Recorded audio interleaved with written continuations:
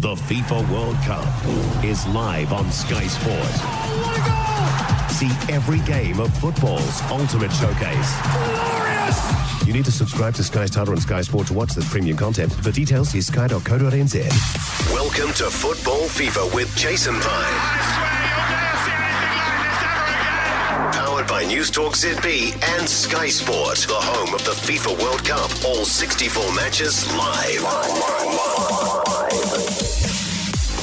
Welcome into Football Fever, your daily World Cup podcast in association with Sky Sport. Jason Pine with you today. No David Choate, unfortunately, but we do have a special guest analyst in place.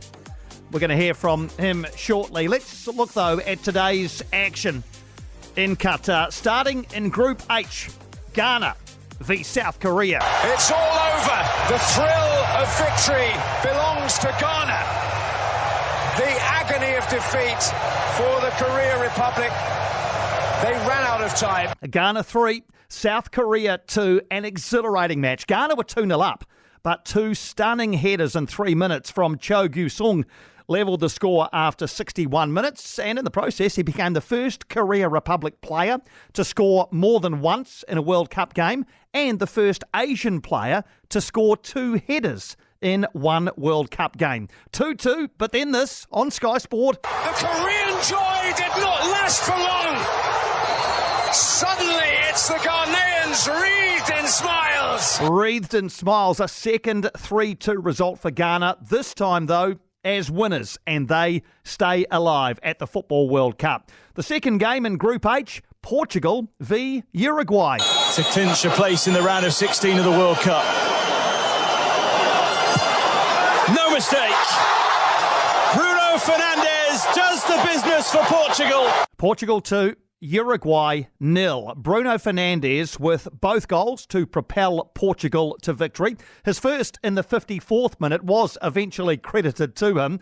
Cristiano Ronaldo, the cheeky little man, tried to claim the goal, only for replays to show he didn't actually get a touch to the cross from Bruno Fernandes. The second, though, no doubt, converted from the penalty spot in stoppage time. So, after two games in Group H, Portugal, 6 points. They are through to the knockout stages with a group match to play. Ghana have 3 points. South Korea have a point.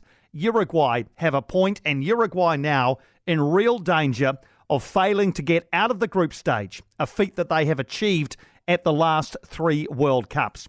They need to beat Ghana on Saturday if they are to advance and hope that Portugal beats South Korea, and Uruguay currently are yet to score a goal. The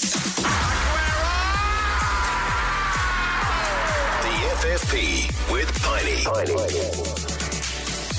Let's get to Group G action from this morning. Cameroon v Siberia. What a game. It's all over. The indomitable Lions are still alive from 3-1 down. Cameroon 3, Serbia 3, a 6-goal thriller. Cameroon keeping their hopes of reaching the last 16 alive. Cameroon were 1-0 up and then 3-1 down, but they roared back thanks to Vincent Abukar's superb lob and Eric Maxime Choupo-Moting's equaliser 3 minutes later. The other game in this group, Brazil 1, Switzerland 0. For the most part, this looked like being a very drab, goalless draw before Brazil's Manchester United midfielder Casemiro produced a moment of absolute brilliance on Sky Sport. Vinicius. Little touch through Casemiro! Brazil celebrates again. 5-time champions Brazil through to the round of 16. Here's a stat for you. They haven't faced a single shot on target in their first 2 matches at the World Cup. And Brazil have now gone 17 consecutive World Cup group matches without defeat. So, after 2 games in Group G, Brazil 6 points. They are through. Switzerland have 3 points. Cameroon and Serbia have 1 each. On Saturday, it's Brazil against Cameroon and Switzerland up against Serbia. Football Fever with Jason Pine. Got a very special guest on the podcast today, bringing in former All Whites goalkeeper and now highly regarded Sky Sport commentator and analyst Jacob Spoonley. Jake, great to have you on Football Fever. Everybody has played 2 games now. Everybody's shown a little bit of what they've got. Plenty of teams with lots left in the tank, others who are going to need everything in order to even get out of the group. How are you feeling about this World Cup at the moment? I love this part of the tournament. We are literally living world-class football daily. We've got a buffet of games and we're experiencing life in duality. It's often conflicting emotions and experiences. I'm exhausted but invigorated at the same time. We're appreciative and entitled, and then we're empathetic and ruthless. It is really in the churn of the World Cup wave, and starting to be spat out are these probables and possibles. And I think if you look at it, the probables for me are France, Brazil, even though they stuttered a little bit this morning, and Spain. And then the probables are Germany, England, Argentina, and Portugal. And Portugal seem to be the dark horses, mate, whose shadow is starting to grow longer and darker on this tournament. I think they're the team that can go toe-to-toe with anyone. And we saw them today overcome a very awkward opponent in Uruguay. It's, as you say, so invigorating to watch so much football with so much riding on it. As we head into the final round of pool matches, just 2 teams, Canada and Qatar, know they are definitely going home after their next match. And 3 are going through, as we say. That's just a plethora of teams who still have plenty to play for in the last round. You mentioned Germany there. They go into the final game bottom of their group. They are playing Costa Rica and should win that. Germany, what have you made of them? And once, if and when they do make the top 16, could they actually grind their way quite deep? I think there's 2 teams that have been sparked to life in that second game of the group stage. The first is Argentina after overcoming that trapdoor against Saudi Arabia. And the second is Germany. The question mark was, are we going to see a German side that's going to replicate what happened in the Euros and simply just completely implode? This team looks to be different. There's been an injection of youth. Musiala, I think is his name. He looks to be a frightening prospect. Coming out of the Chelsea Academy, picked Germany over England in terms of his representation.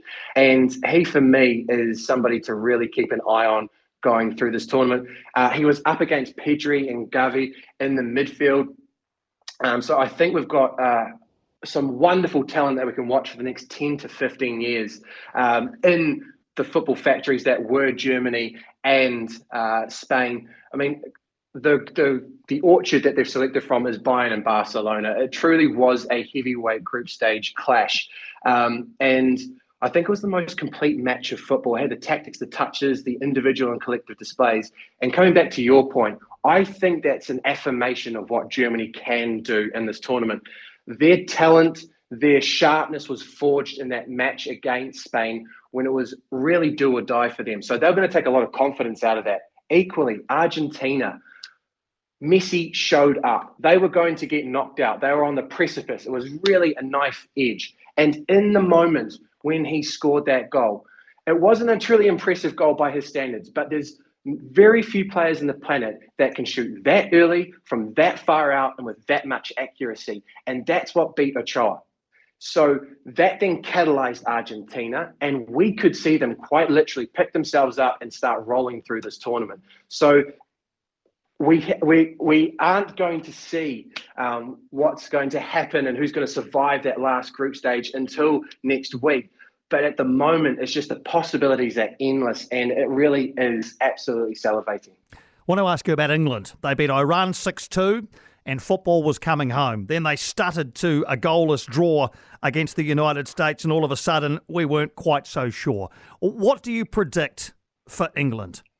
Semi-final, they're going to crash out in the semi-finals. Fine. I think they've truly got a ceiling on themselves. And as much as I love him, as much as I love how he's evolved this English team through the culture, through the insulation of the players, he truly does step in front of bullets for them.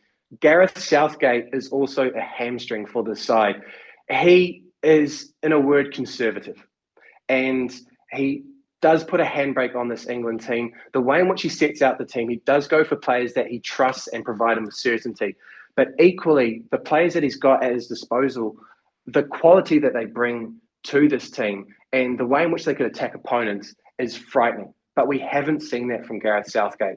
So I think they'll manage their way through the round of 16 and the quarterfinals. But seeing them go beyond a Spain, an Argentina, a France, a Brazil, I just don't see it at the moment. That is Jacob Spoonley, former All Whites goalkeeper and now Sky Sport pundit and analyst and commentator, with his thoughts on the World Cup and where we sit after 2 group games each. Football Fever. Football Fever. Just to finish, quick look ahead to tomorrow's action on Sky Sport. We move now to simultaneous kickoffs. So 2 games at 4 a.m, 2 games at 8 a.m. Let's start with Group A. The 4 a.m. games, the Netherlands up against Qatar. Qatar, we know, are already eliminated. Netherlands will finish top of the group if they get victory here. The other game, though, Ecuador against Senegal in what is effectively a straight shootout for the round of 16. So those are the games in Group A at 4 a.m. on Sky Sport. In 8 a.m. or at 8 a.m. we move to Group B. Wales v England, Iran v the United States. All 4 teams are mathematically still alive. If there is a winner in the Iran against USA game, they will advance, and England can finish top of the group if they beat Wales, who so far at this tournament have just the solitary point. It seems an unlikely route into the round of 16 for Wales. They would need to beat England and hope that the result in the other game goes the way they want it to. But when Wales play England, you can be guaranteed that there will be real feeling on both sides. That is today's episode of Football Fever in association with Sky Sport. We're back tomorrow. David Choate rejoins the pod as we look at the final games in Groups A and B and look ahead to some crackers in Groups C and D. The FIFA World Cup is live on Sky Sport. Oh, what a goal! See every game of football's ultimate showcase. Glorious! You need to subscribe to Sky Starter and Sky Sport to watch this premium content. For details, see sky.co.nz.